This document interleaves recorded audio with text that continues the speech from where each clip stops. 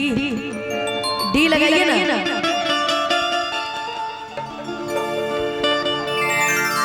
नजर के रुको रुको रुको, मैंने एक चैलेंज किया था किसी को, अब वो बेचारे हाथ पांच में एक ही गाना गाते हैं।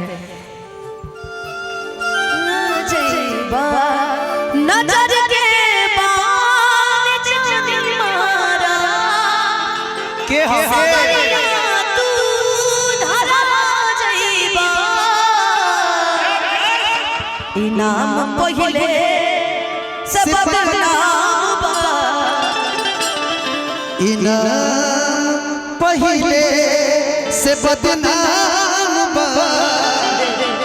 मैंने याद आया, इनाम पहिले से बदनाम बा, तू बदनाम करा जइबा।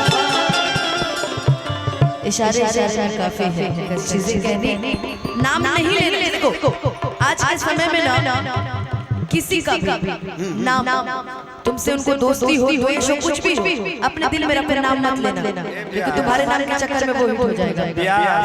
नाम नहीं लेना, नाम ना भी नहीं। आप मत लड़िए।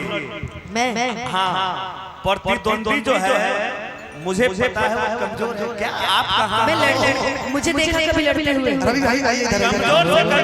मुझे बुरा तब लगता है जब लोग कहते हैं कि हमने तुम्हें बनाया, तो हमें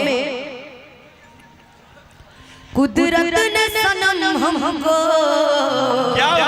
अनुपमा जी क्या शौक अदा दी है। सच्चाई है कि अनुपमा जी को बनाने वाले कोई और नहीं, ये जनता है। इन्होंने बनाया है अनुपमा जी को, सभी को जनता बनाती है। बिल्कुल जनता और हमारे कैमरा वाले भाई, इन्हीं की बदौलत इनकी बदौलत। हाँ सच्चाई। जनता के बाद अगर जो मुझे सबसे ज्यादा प्यार करते थे वो मेरे चैनल वाले। बिल्कुल। और कई बार ऐसा भी कहा जाता है कि उनका गाना मन चढ़ न तो हम तारा के कार्यक्रम में ना बोला तो सुना तू हमारे से जियाता रहो। आप लोग को कह रहे हैं, आप कहिएगा कि हम चैनल वाले आप हम ही से जी रहे हैं और हम ही को ऐसे कह रहे हैं, हमको कोई दिक्कत नहीं है। कौन है प्रभु? सुनिए ना भैया, सुनिएगा। सच्चाई आज हम है ना तो वो आपकी दे दे, चाहे मेरी जनता हो मेरे चैनल हो, हमेशा एक ही चीज बोले, हम आपसे कभी कुछ आज तक मांगे नहीं। मुकेश भाई ने मुझे गिफ्ट भी किया है अपने चैनल से, किया है नहीं ना? मैं हमेशा से इनका सम्मान करती हूँ और आजीवन करूँगी। बड़े बड़े लेकिन एक गाने का फरमाइश है कि दिलवा ले गइल राजा बोतल में भर के,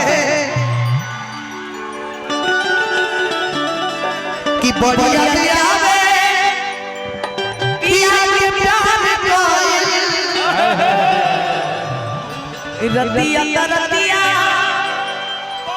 पहाड़ ले